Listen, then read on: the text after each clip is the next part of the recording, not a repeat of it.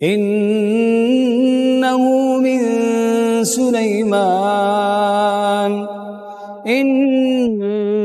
من سليمان وإنه بسم الله الرحمن الرحيم.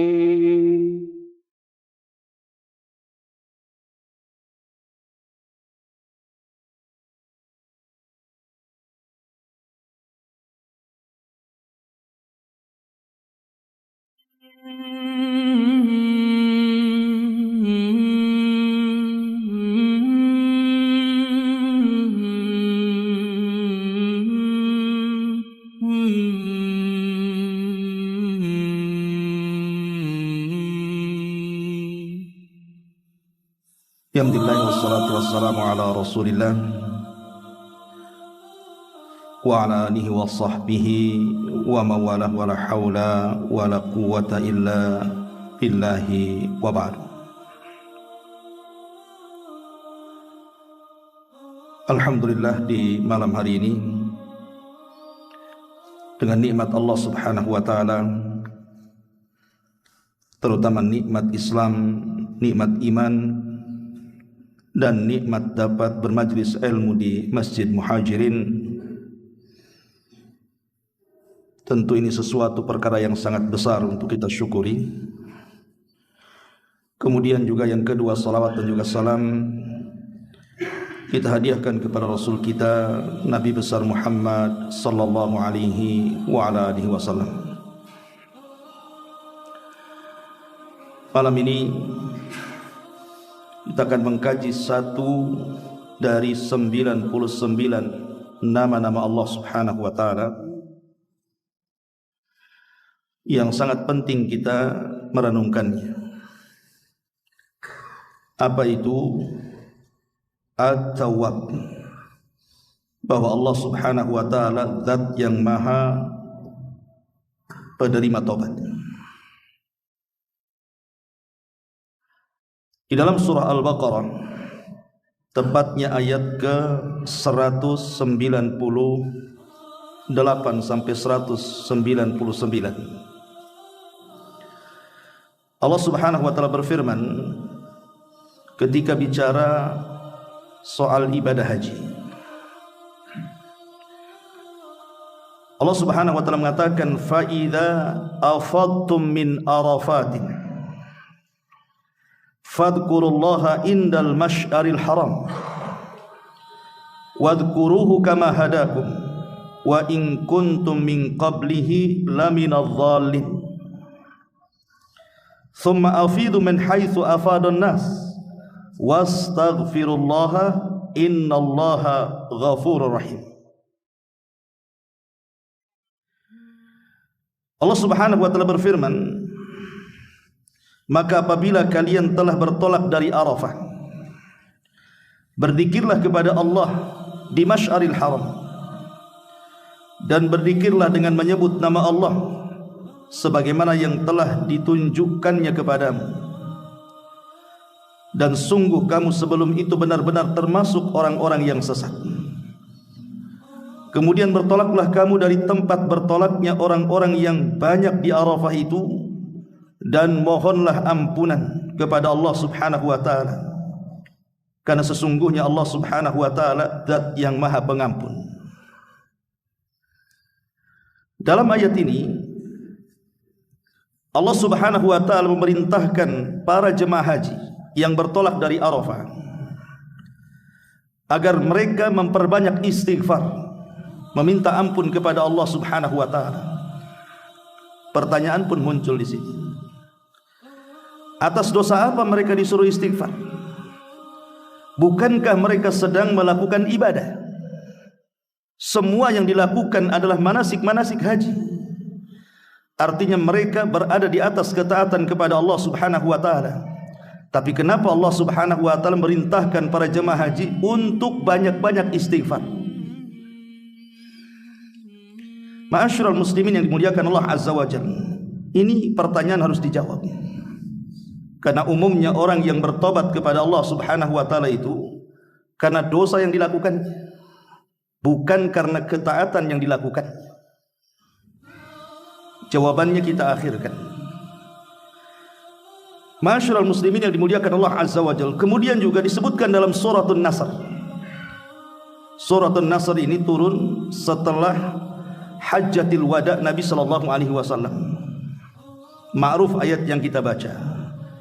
Idza jaa nasrullahi wal fath wa ra'aitan nas yadkhuluna fi dinillahi afwaja fasabbih bihamdi rabbika wastaghfir innahu kana tawwaba. Apabila datang pertolongan dari Allah dan juga kemenangan, dan engkau melihat manusia berbondong-bondong masuk ke dalam agama Allah, maka bertasbihlah dengan memuji Tuhanmu dan mohonlah ampun kepada Rabbmu, karena sungguh Dia zat yang maha penerima taubat. Perhatikan ayat ini.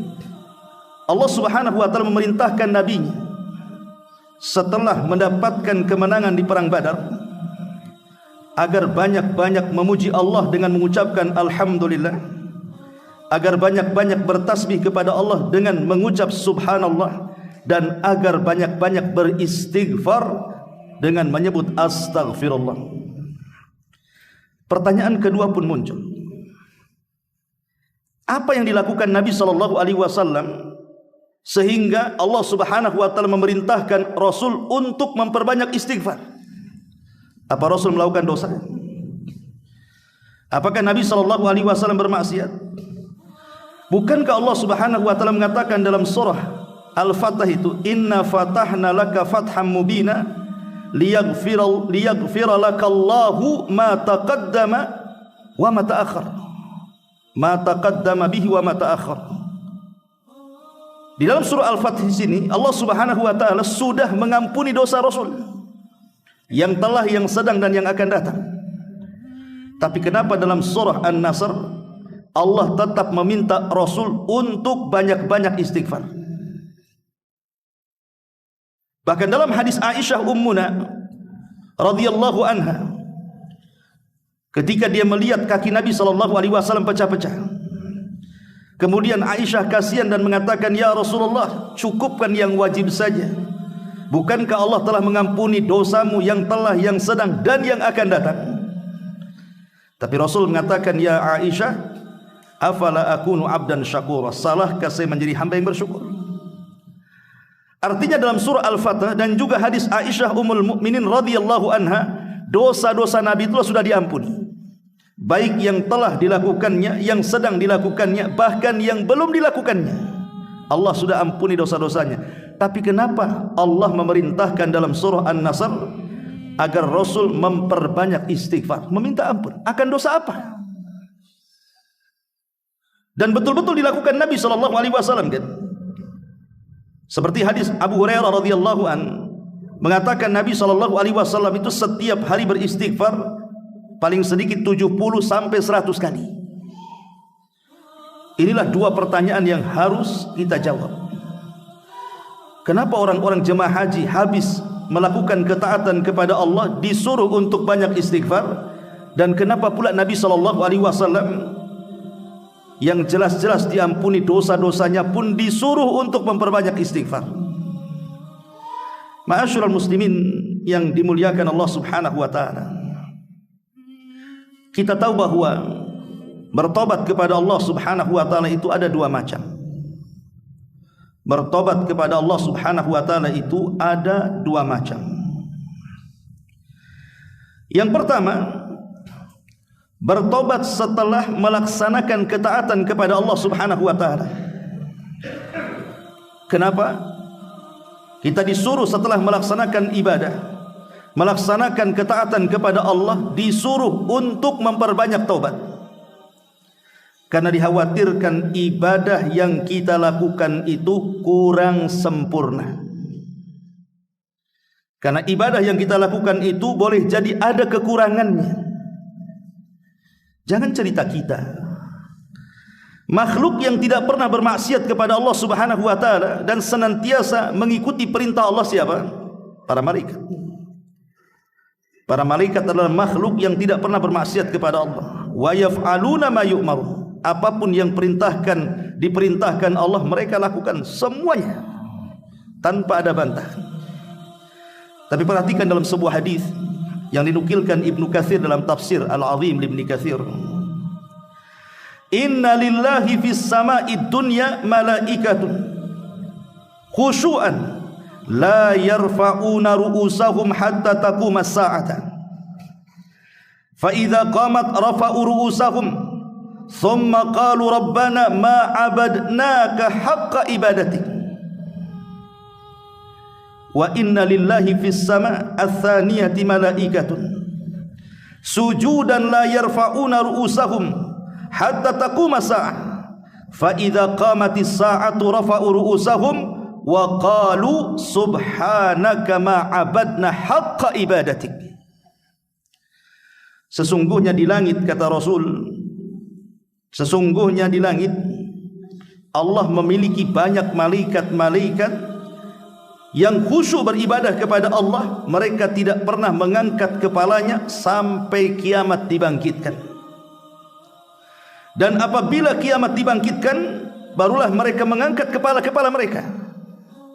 Kemudian mereka mengatakan, ya Rabb, kami benar-benar belum bisa menyembah dirimu dengan sebenar-benar penyembahan. Dan sesungguhnya Allah di langit yang kedua juga memiliki banyak para malaikat. Mereka sujud sejak diciptakan dan tidak pernah mengangkat kepalanya. Tapi ketika kiamat dibangkitkan, mulailah mereka bangkit dari sujud-sujud mereka, dan mereka pun mengatakan, Maha suci Engkau ya Rabb, benar-benar kami belum mampu beribadah kepadamu dengan sebenar-benar peribadatan. Kalau para malaikat saja yang sujudnya mulai diciptakan sampai kiamat, yang rukuknya mulai diciptakan sampai kiamat, yang berdirinya mulai diciptakan sampai kiamat, beribadah terus 24 jam sampai kiamat dibangkitkan. Mereka mengatakan, subhanaka ma abadnaka haqqa ibadatik. Maha suci Engkau ya Rabb, kami betul-betul belum bisa beribadah dengan sebenar-benarnya beribadah kepadamu. Jadi malaikat merasa kurang sempurna dalam beribadah. Lah ada manusia yang solatnya terbatas, rukuknya terbatas, puasanya terbatas, sedekahnya terbatas, zikirnya terbatas, baca Qur'annya terbatas, bahkan tidak sama sekali. Ada di antara mereka yang mengatakan seolah-olah kalau sudah melakukan ibadah, seolah-olah dia yakin dia termasuk ahlul jannatil firdaus. Ada orang yang ujub dengan ibadahnya, bahwa dengan kalau dia sudah solat malam setiap malam, puasa sunnah setiap hari, sedekah setiap hari, seolah-olah orang yang paling ahli surga. Sementara malaikat menganggap dirinya kurang dan mengatakan, Maha suci Engkau ya Rabb, kami betul-betul belum mampu melakukan ibadah dengan sebenar-benarnya. Maka dari sinilah kemudian pentingnya kita istighfar setelah melaksanakan ketaatan kepada Allah Subhanahu wa taala.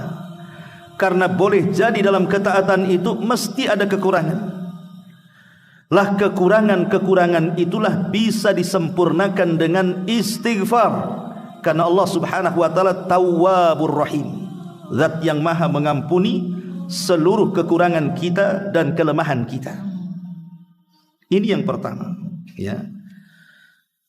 Oke, kita tambah sedikit. Kalau kita mengaca diri kita dengan para ulama salaf, dengan salafun saleh. Contoh saja Umar bin Khattab radhiyallahu anhu, yang sudah jelas-jelas dijamin sorga, dan sorganya pernah dilihat Nabi. Bukan dijamin sorga saja, sorga yang dijaminkan kepada Umar itu dilihat Nabi langsung. Ketika peristiwa Isra Mi'raj, Rasul masuk ke dalam sorga. Tiba-tiba ditampakkan sorga yang terbuat dari emas yang sangat megah. Kemudian dikatakan, liman hadzal qasr, untuk siapa istana ini? Kata Jibril, li Umar ibn al-Khattab radhiyallahu anhu. Jadi jelas bukan hanya jaminan sorga, tapi sorganya pernah dilihat Nabi. Dan Umar itu terkenal salatnya, terkenal puasanya, terkenal ibadahnya. Tapi meskipun demikian, ketika Nabi SAW menginformasikan kepada sahabat Hudzaifah bin Yaman, pemegang rahasia Nabi, tentang nama-nama orang-orang munafik yang diwahyukan Allah kepada Jibril kemudian disampaikan kepada Rasul. Maka Rasul memanggil Hudzaifah dan mengatakan, ya Hudzaifah, catat orang-orang ini, mereka termasuk orang-orang munafik.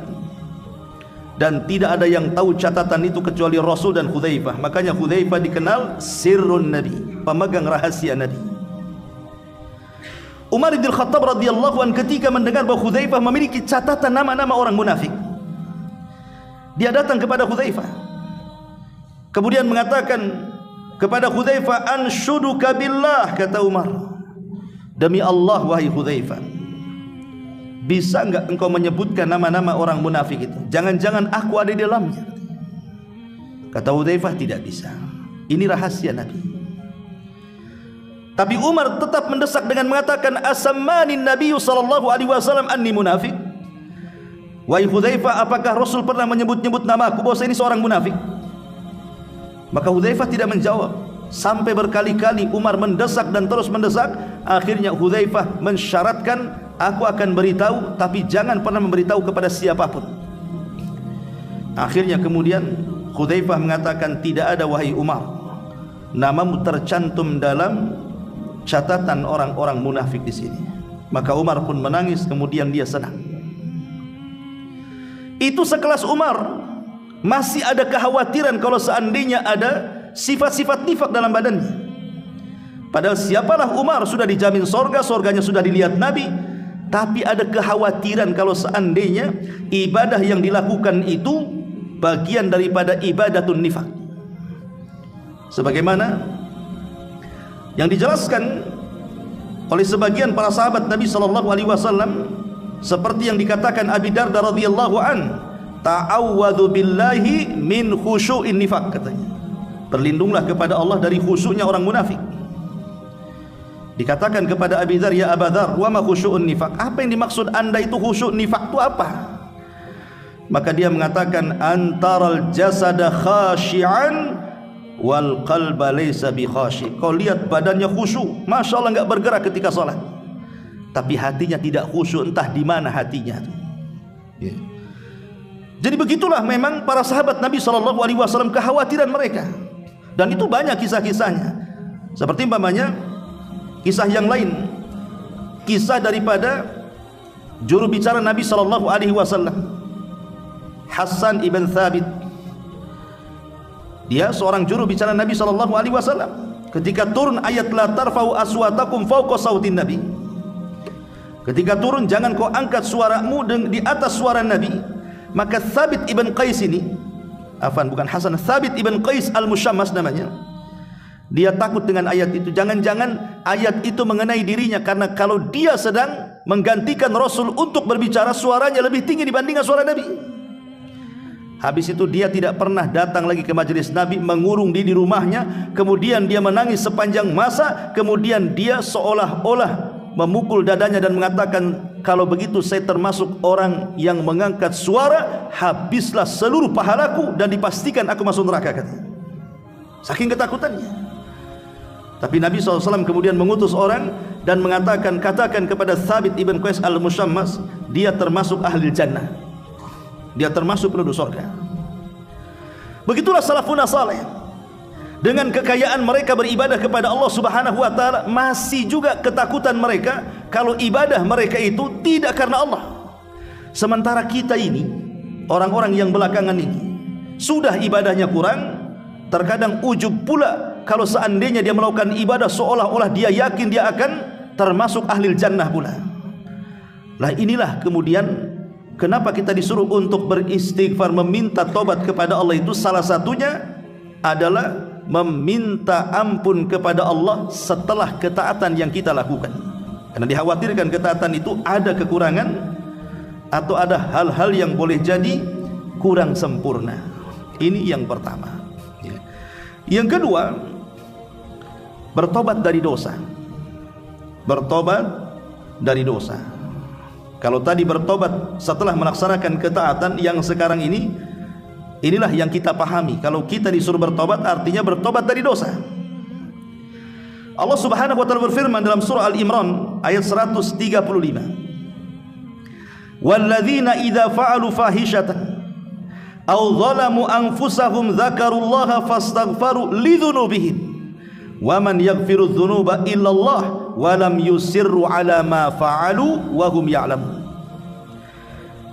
Dan juga orang-orang yang apabila mengerjakan perbuatan keji ataupun menganiaya diri-diri mereka sendiri, terjerumus kepada kemaksiatan, lalu mereka ingat akan Allah, lalu memohon ampun terhadap dosa-dosa yang mereka lakukan, dan siapa lagi yang dapat mengampuni dosa selain daripada Allah, dan mereka tidak meneruskan perbuatan kejinya itu sedangkan mereka mengetahuinya. Ayat ini menunjukkan bahwa kita disuruh untuk banyak-banyak bertobat atas dosa yang kita lakukan. Makanya kalau kita lihat salafun saleh, contoh Abu Bakar Siddiq radhiyallahu anhu, dia datang kepada Nabi SAW dan mengatakan, ya Rasulullah, alimni doa ad'u bihi fi salati. Rasul, ajarkan doa untukku agar aku senantiasa aku baca dalam salatku. Maka Rasul SAW mengatakan, katakan wahai Abu Bakar, Allahumma inni zalamtu nafsi zulman katsira wala yaghfiru dzunuba illa anta faghfir li maghfiratan min 'indik warhamni innaka antal ghafurur rahim. Ya Allah, sesungguhnya aku telah menzalimi diriku sendiri dengan dosa-dosaku yang banyak, dan aku tahu tidak ada yang bisa mengampuni dosa kecuali Engkau. Maka ampunilah dosaku dan berilah ampunanmu di sisimu, dan rahmati aku karena Engkau zat yang maha pengampun lagi maha pemberi kasih sayang. Kandungan doa Abu Bakar Siddiq radhiyallahu an adalah kandungan i'tirafu dzambi, bahwa kita harus senantiasa mengakui dosa-dosa kita. Jangan sombong. Kalau ada orang yang mengatakan saya tidak pernah berbuat dosa, kadzabtum, dusta Anda ini. Tidak ada manusia yang tidak lepas dari dosa. Siapa? Tidak ada manusia yang tidak lepas dari dosa. Jangan katakan saya tidak pernah melakukan dosa. Kita ini setiap hari melakukan dosa. Entah mata kita, telinga kita, lisan kita, hidung kita, badan kita, tangan kita, kaki kita. Karena Rasul yang mengatakan kullu bani Adam khatta'un wa khairul khatta'ina tawwabun. Setiap anak Adam itu pasti melakukan dosa. Pasti melakukan dosa, tidak mungkin tidak melakukan dosa. Tetapi sebaik-baik orang yang melakukan dosa adalah tawwab, yang segera melakukan tobat kepada Allah Subhanahu wa taala. Ma'asyiral muslimin yang dimuliakan Allah Azza wa Jalla, dari uraian-uraian di sini, kenapa kita disuruh untuk beristighfar, meminta ampun kepada Allah, baik dalam kekurangan ibadah kita ataupun dalam dosa-dosa yang kita lakukan? Karena Allah memiliki nama At-Tawwab, zat yang maha mengampuni. Ma'asyiral muslimin yang dimuliakan Allah Subhanahu wa taala, pertanyaan, kenapa Allah Subhanahu wa taala menciptakan iblis? Kenapa Allah Subhanahu wa taala menciptakan iblis? Bukankah iblis itu jahat? Dia goda seluruh Bani Adam untuk mengikuti dia agar masuk ke dalam jahanam. Gimana tidak jahat? Dia mengajak kita ke neraka. Yang kedua, kenapa Allah Subhanahu wa taala menciptakan hawa nafsu? Bukankah Allah yang mengatakan wa innan nafsa la ammaratun bisu? Sesungguhnya hawa nafsu itu selalu memerintahkan kita kepada keburukan. Betapa banyak gara-gara hawa nafsu yang menguasai kita, kita berlaku zalim kepada orang, menghilangkan nyawa manusia, mengambil dan merampas hak manusia, menzalimi manusia, itu gara-gara dorongan hawa nafsu. Kemudian yang ketiga, kenapa Allah Subhanahu wa taala menciptakan keburukan, menciptakan maksiat, menciptakan kemungkaran? Kenapa coba? Maka jawabannya untuk mewujudkan bahwa Allah Subhanahu wa taala zat yang maha tawwab, yang maha pengampun akan dosa-dosa hambanya. Sebab kalau tidak ada iblis, tidak ada hawa nafsu, tidak ada keburukan yang Allah Subhanahu wa taala ciptakan, dari mana manusia melakukan keburukan? Dorongan keburukan itu kan karena kalau tidak hawa nafsu, di belakangnya iblis. Dari iblislah muncul syubhat, dari hawa nafsulah muncul syahwat. Akhirnya terjerumus kepada keburukan, maksiat dan kemungkaran. Kalau seandainya tidak ada ini semuanya, lalu atas dosa apa kita bertobat kepada Allah Azza wa Jalla? lah untuk mewujudkan bahwa Allah Subhanahu wa taala Tawwab, bahwa Dia zat yang Maha Pengampun, diciptakanlah ini iblis, hawa nafsu dan keburukan-keburukan tadi. Ma'asyiral muslimin yang dimuliakan Allah Azza wa Jalla. Sebab kalau Allah Subhanahu wa taala mau nih menjadikan seluruh bangsa manusia dan jin seperti malaikat, tidak mustahil bagi Allah. Mudah bagi Allah itu. Menjadikan manusia semuanya muslim, tidak ada Yahudi, tidak ada Majusi, tidak ada Nasrani, tidak ada Hindu, Buddha, semua muslim. Bagi Allah itu sanggup. Innallaha ala kulli syai'in qadir. Kalau Allah mau, Allah jadikan manusia satu hati, semua beribadah kepada Allah Azza wa Jalla. Tapi kenapa Allah tidak jadikan itu? Kenapa Allah Subhanahu wa taala tetap saja kemudian ada yang menjadi Nasrani, Yahudi, Majusi, Hindu, Buddha dan yang semacamnya? Ini semua adalah karena ingin mewujudkan kalimat At-Tawwab, di mana Allah berikan kesempatan kepada manusia itu untuk meminta ampun kepada Allah, karena Allah itu zat Tawwabur Rahim. Dialah yang menerima tobat-tobatnya hamba-hambanya. Ma'asyiral muslimin yang dimuliakan Allah Subhanahu wa taala, dari sini kita lihat bagaimana Allah Subhanahu wa taala itu tawabnya kepada kita. Saya akan contohkan beberapa dalil. Pertama, hadis qudsi. Allah Subhanahu wa taala berfirman dalam hadis qudsi, "Ya ibadi, innakum tukhti'una bil-laili wan-nahar wa ana aghfiru dzunuba jami'a fastaghfiruni aghfir lakum." Wahai hamba-hambaku, kata Allah, kalian itu pasti melakukan kesalahan di malam dan di siang hari, tapi saya tetap akan mengampuni dosa-dosa kalian semuanya, maka mintalah ampun kepadaku, ku beri ampunan kepada kalian. Jadi Allah Subhanahu wa taala ini senantiasa At-Tawwab siang dan malam. Bagi orang-orang yang melakukan dosa di malam hari, Allah kasih kesempatan di siang hari bertobat atau tidak. Bagi yang melakukan kesalahan di siang hari, Allah berikan kesempatan di malam hari bertobat atau tidak. Bahkan Allah membuat waktu khusus menawarkan ampunannya di sepertiga malam akhir, dan itu setiap malam, di mana Allah Subhanahu wa taala mengatakan, hal min da'in fa astajibalah wa hal min mustaghfirin fa aghfiralah wa hal min sa'ilin fa utiyah wa hal min taibin fa atubu alaihi hatta yatlu al-fajr. Allah ketika turun ke langit dunia, dan itu sepertiga malam akhir, setiap malam Allah akan mengkhitab kita sebagai hamba-hambanya. Apakah ada di antara kalian yang berdoa, kukabulkan doanya, kata Allah. Apakah ada di antara kalian yang beristighfar, ku ampuni dosa-dosanya. Apakah ada di antara kalian yang meminta sesuatu, ku kabulkan permintaannya. Apakah ada di antara kalian yang bertobat, ku terima tobatnya, dan itu berlaku sampai fajar. Lihat bagaimana tawabnya Allah Subhanahu wa taala, zat yang Maha Pengampun, menawarkan ampunannya. Logika. Waktu film menggunakan Allah Subhanahu wa taala, saya tanya, kalau seandainya si anu, si fulan lah, antum berbuat baik sama si fulan, antum setiap hari kasih traktir dia, antum kasih hadiah dia, pokoknya antum berbuat baik sama dia lah, karena itu kawan antum. Satu hari kawan yang antum baiki itu tiba-tiba bergandeng tangan dengan musuh antum. Tiba-tiba dia duduk dengan orang yang kita tidak suka. Kira-kira perasaan antum gimana? Sakit hati tidak? Sakit. Oh, rupanya sudah saya kasih makan, kasih traksir, kasih hadiah, jalan pula sama musuhnya. Apa nggak sakit hati itu? Manusia bisa sakit hati kalau dia tidak lapang dada kan? Bisa saja dia balas dendam. Kalau begitu, saya tidak mau lagi dengan kawan dengan dia, apalagi kasih hadiah. Dia aja bergandeng tangan dengan musuh saya, katanya. Itu manusia. Tapi Allah Subhanahu wa taala berbeda. Syaitan adalah musuh Allah Subhanahu wa taala. Manusia kita ini terkadang setiap hari bergandeng dengan setan kan?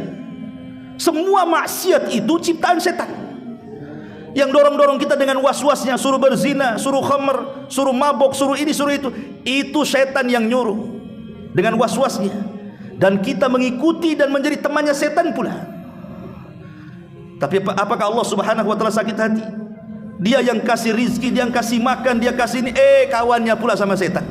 Tidak, Allah tidak sakit hati, tetap membuka ampunannya. Itulah tawabnya Allah Subhanahu wa taala di sini. Makanya kalau kita melihat dalam Al-Quran itu, kalimat tawab, Allah Maha Mengampuni, itu biasanya selalu digandengkan dengan kalimat Ar-Rahim, Tawwab Ar-Rahim. Zat yang maha penerima tobat dan zat yang maha penyayang. Kenapa demikian? Kenapa selalu digandengkan Tawwab dengan Rahim ini di banyak ayat dalam Quran itu? Karena kalau kita hendak kembali kepada zat yang maha penyayang, sebesar dosa apapun yang kita lakukan, kalau kita meminta ampun kepada zat yang maha penyayang, pasti dia akan sayang dengan kita. Walillahil matsalul a'la. Tentu permisalan Allah lebih tinggi. Saya akan contohkan dengan makhluk, ya. Kalau seandainya ada seorang anak melakukan kesalahan, tapi dia tahu orang tuanya, ayahnya itu lembut orangnya, sayang dengan dia, tentu si anak ini, dia ada harapan kalau dia ngomong dengan ayahnya, "Bi, saya sudah melakukan kesalahan, kira-kira dimaafkan tidak?" Pasti dia akan mengumumkakan tuh kesalahannya, karena dia yakin bahwa ayahnya tidak akan marah, karena tahu sifat ayahnya kan. Tapi kalau seandainya dia tahu sifat ayahnya itu jahat, sifat ayahnya itu tukang marah, tentu anak ini tidak mungkin juga akan mengumumkakan kesalahannya. Boleh jadi dia lari dari kesalahannya dan tidak akan minta maaf. Contoh saja, Nabi Musa alaihi salatu wassalam. Nabi Musa alaihi salatu wassalam itu sejak kecil sampai dewasa tinggal di rumah Fir'aun. Dan Fir'aun sangat dekat dengan Nabi Musa, sampai dipanggil anaknya, "Ya bunai."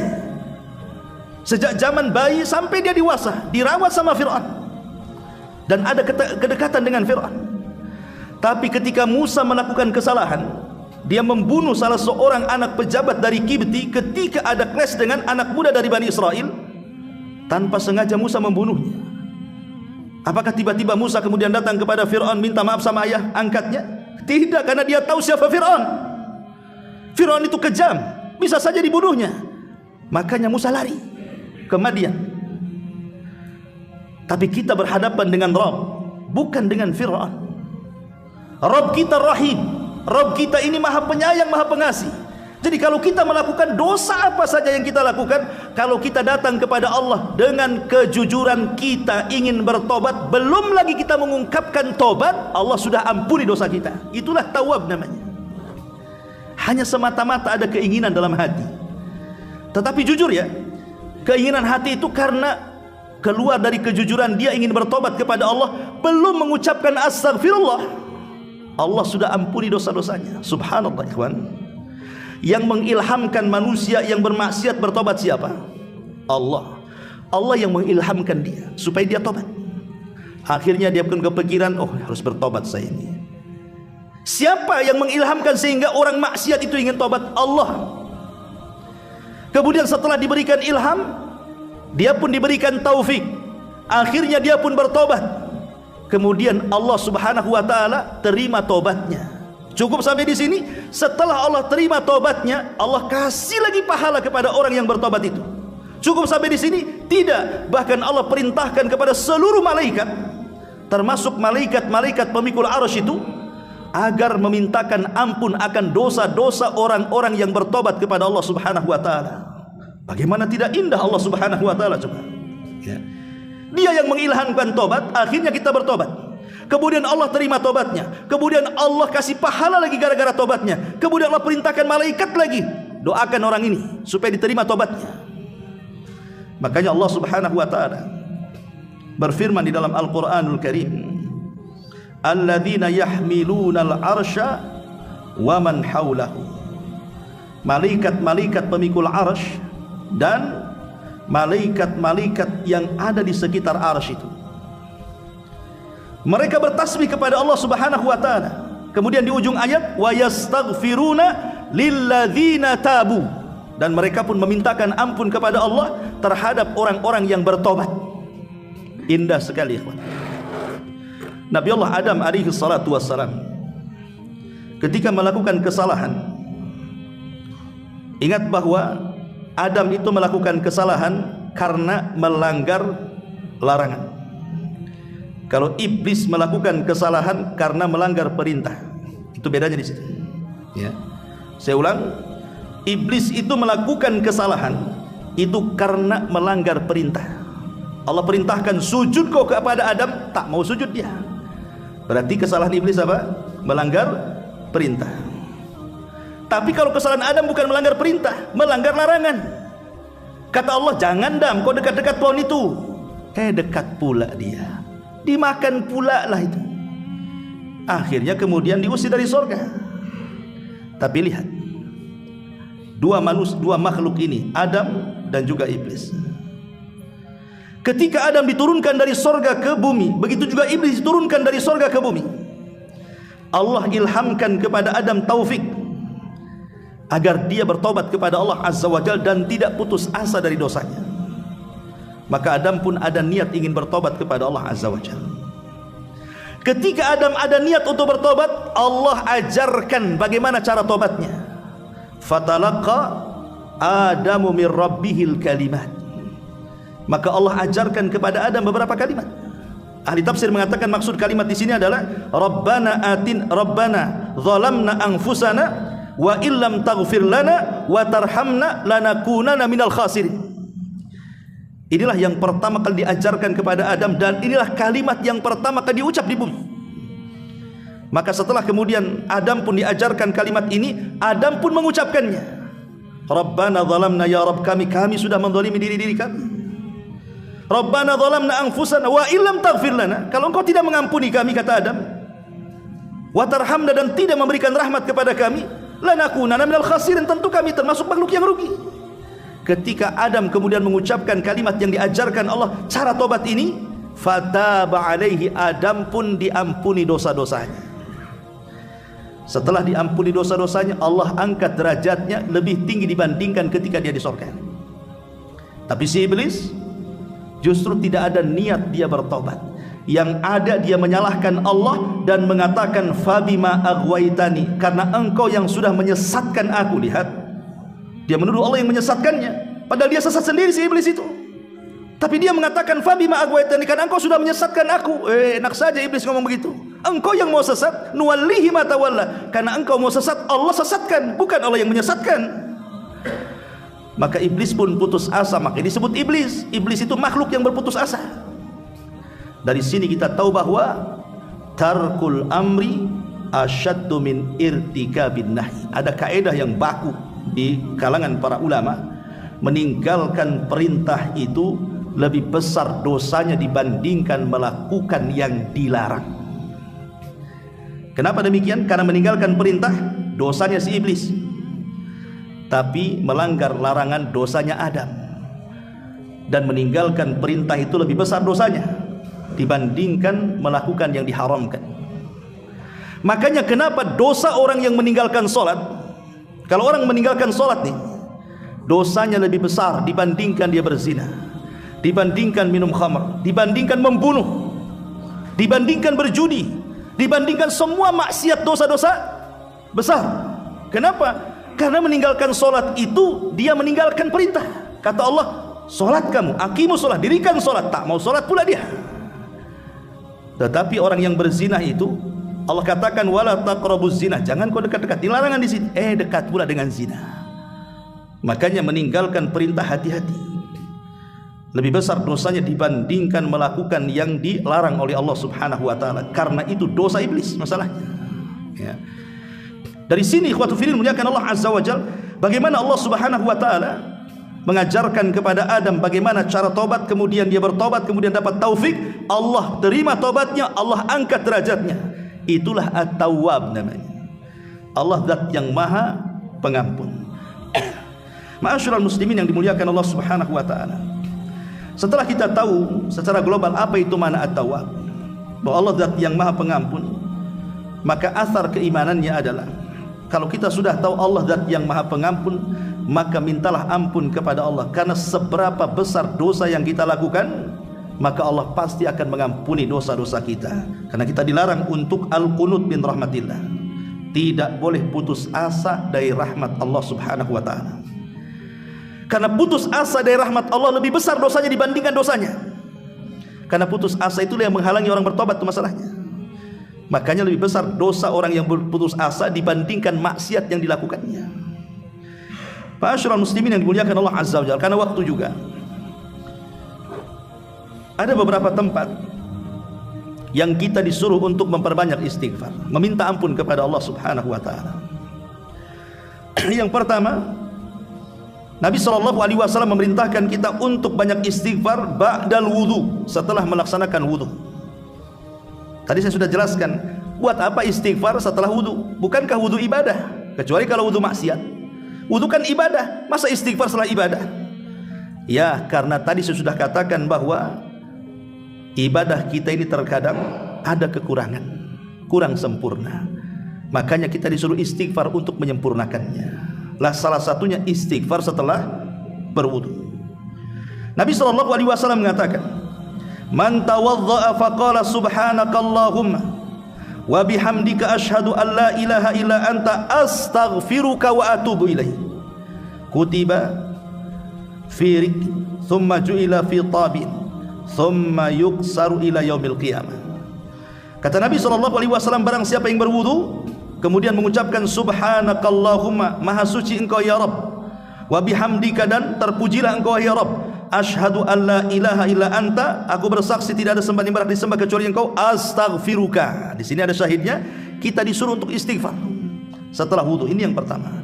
Yang kedua, ketika masuk masjid.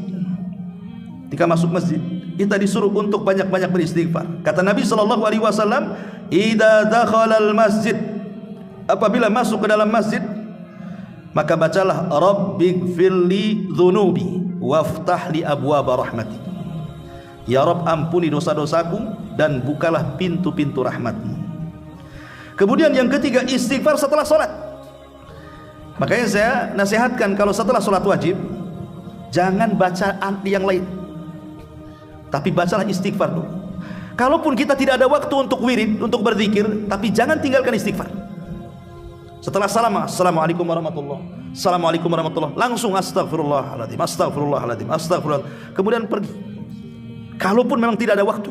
Kalau ada waktu, alhamdulillah, semua wirid kita baca, kan begitu. Lah faedahnya kata para ulama tadi, karena tidak ada orang sholat itu mesti ada kekurangan di situ. Tidak mungkin orang ketika sholat itu 100% dia itu sempurna, tidak ada. Boleh jadi dia melamun, boleh jadi kurang khusyuk, boleh jadi kurang tumanina, dan begitu seterusnya. Maka kita bisa menyempurnakan dengan istighfar 3 kali setelah sholat. Kemudian juga yang keempat, istighfar setelah haji tadi yang saya sebutkan, setelah datang dari Arafah, sebagaimana surah Al-Baqarah 199 tadi. Kemudian yang kelima, istighfar indan naum. Ini lebih penting lagi, ketika hendak tidur. Kenapa kita harus istighfar hendak tidur? Karena kita tidak tahu apakah besok kita akan bangun. Jangan-jangan tak bangun lagi, tentu dihantar pula ke kuburan. Makanya kemudian Nabi SAW mengatakan, man qala hina ya'wi ila firashi, barang siapa yang berkata ketika dia menuju pembaringannya, astaghfirullah alladzi la ilaha illahu al-hayyul qayyum wa atubu ilaihi 3 marrat, ghafarallahu dzunubahu wa in kana mithla zabadil bahri. Barang siapa yang mengucapkan sebelum tidur, astaghfirullah alladzi la ilaha illahu al-hayyul qayyum wa atubu ilaihi, maka Allah akan gugurkan dosanya. Maksudnya dibaca 3 kali, Allah akan gugurkan dosanya walaupun jumlah dosanya sebanyak buih yang ada di lautan, kata Nabi. Kemudian yang keenam, tentu waktu yang sangat tepat istighfar adalah di sepertiga malam akhir. Kalau kita ingin bertobat kepada Allah dan ingin senantiasa istiqomah dalam tobat, maka ambillah tobat di sepertiga akhir daripada malam. Karena di situ Allah turun ke langit dunia, kemudian mengatakan, hal min mustaghfirin fa'aghfirullah. Siapapun di antara kalian yang mau istighfar, ku ampuni dosa-dosanya, kata Allah.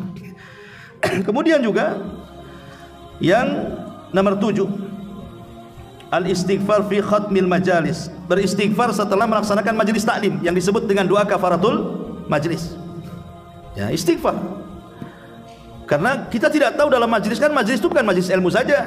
Antum bisa ngobrol di warung, antum bisa ngobrol sama kawan. Yang namanya obrolan orang itu mesti kadang-kadang nyinggung, kadang-kadang marah, kadang-kadang emosi, kadang-kadang rendahkan orang, kadang-kadang namimah, macam-macam kan. Untuk menghilangkan dosa-dosa dalam majelis itu, kita disuruh untuk membaca doa kafaratul majlis. Subhanaka rabbana wa bihamdika la ilaha illa anta astaghfiruka wa atubu ilaik. Karena itu kafarah dosa-dosa kita. Kemudian yang nomor 8, tentunya istighfar ketika usia kita sudah menua. Kalau sudah usia di atas 60 tahun, 70 tahun, perbanyaklah istighfar. Makanya Nabi SAW di akhir hayatnya, ketika turun kepada Nabi SAW, fasabbih bihamdi rabbika wastaghfir. Fasabbih bihamdi rabbika wastaghfir, dalam surah An-Nasr tadi dijelaskan oleh Ummuna Aisyah radhiyallahu anha. Jadi Aisyah radhiyallahu anha menjelaskan kepada kita, maka Nabi SAW ketika ada perintah tasbih, tahmid dan istighfar di masa tuanya dengan turun surah An-Nasr itu, maka beliau gabungkan 3 kalimat ini dalam setiap ruku dan sujudnya sampai meninggal dunia. Subhanakallahumma wa bihamdika Allahumma firli. Itulah yang dibaca Rasul di akhir hayatnya. Dalam setiap ruku dan sujudnya, subhanakallahumma wa bihamdika Allahumma firli. Ya terkadang subhana rabbiyal a'la atau subhana rabbiyal azim, tapi kebanyakan di akhir hayatnya Rasul membaca doa ini sampai wafatnya beliau. Dari sini ada istinbat hukum bahwa kalau usia sudah lanjut, sudah tua, maka perbanyak istighfar dan yakin Allah itu Tawwab, Zat yang Maha Pengampun. Wallahu a'lam bishawab. Mudah-mudahan ada manfaatnya. Ini saja. Subhanaka bihamdika asyhadu an la ilaha illa anta astaghfiruka wa atubu ilaik. Allahu ta'ala. Assalamualaikum warahmatullahi